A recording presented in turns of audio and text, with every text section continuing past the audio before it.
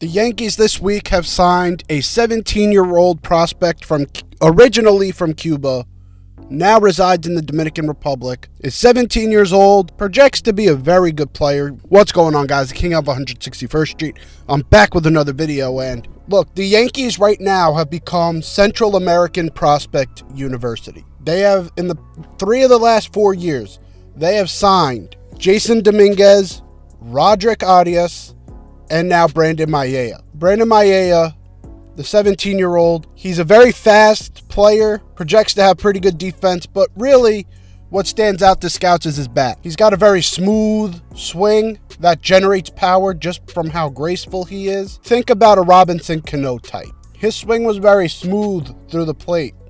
One of the smoothest swings I've ever seen. But he was still able to generate power based on the amount of barrel he was able to get on the ball, based on the barrel getting through the zone the way it does. That's the type of swing that Mayea has. Really, other than the potential of all these guys, I sort of want to talk about what's the end goal here with these guys. They put all their eggs of international pool money into these 3 guys in 3 of the past 4 years. What is the end goal here? Arias is blocked. He's got Volpe ahead of him, Peraza ahead of him, and Sweeney is ahead of him. Now, you could say one of them could play, he could play second base, but then still, you still have Peraza, you still have Sweeney, who could also play second base if you really think about it. So he's blocked any way you think about it. Now for Mayea, yeah, there's vacancies right now, but he hasn't even played rookie ball yet. He's not projected to make it to the majors till 2026. If he doesn't make it for 2026, a guy like Jason Dominguez is already going to be up in the majors. Guys like Everson Pereira going to be up in the majors. Are they really planning on using these guys as major trade bait? Or do they really think that in that time span, they're going to have enough openings to where these guys are going to make an impact on the major league level? Because again, they've put a lot of money into these guys. Yeah, it may not sound like a lot to you guys, like hearing some of these big contracts from major league players, but for a minor league player, giving them $4 to $5 million is pretty crazy, considering what usual minor league level contracts are. The skepticism of this plan comes in.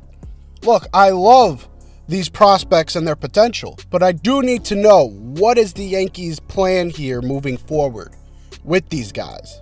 With Roderick Arias and Brandon Mayea, they're going to take a while. It's going to be rookie ball to low A, high A. Then they're going to start getting the double A, triple A, then the majors, which is why it's going to take 4 to 5 years for them to even be considered for the major league level. So you have time before then, and who knows what's going to happen 4 to 5 years from now. Anything is possible. We may have an opening there.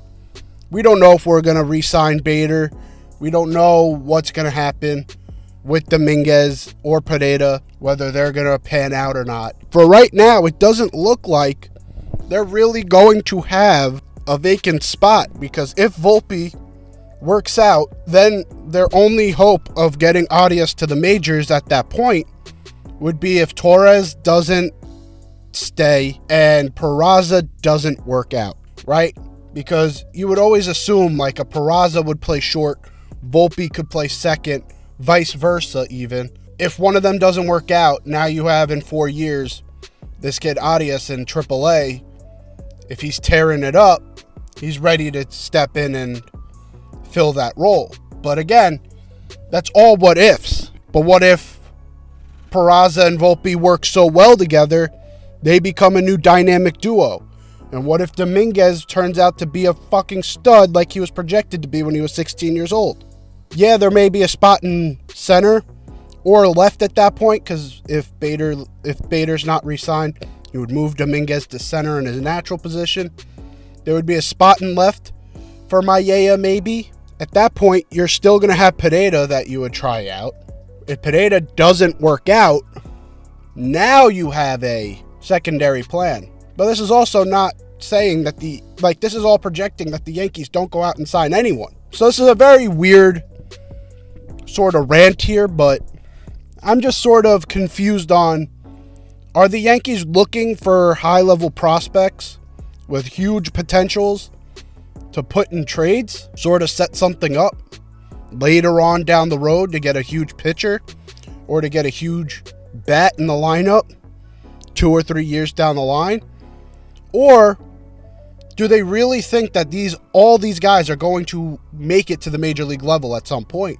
Because either they're going to have to change positions or they're going to be blocked. And it doesn't seem as though the Yankees have much of a direction for these guys. But anyways, just wanted to sort of, give my thoughts on these international signings. I know this is a weird rant, but hopefully you enjoyed it. If you did, leave a like down below. If you're new here, hit that sub button. And I'll see you guys next time. Peace.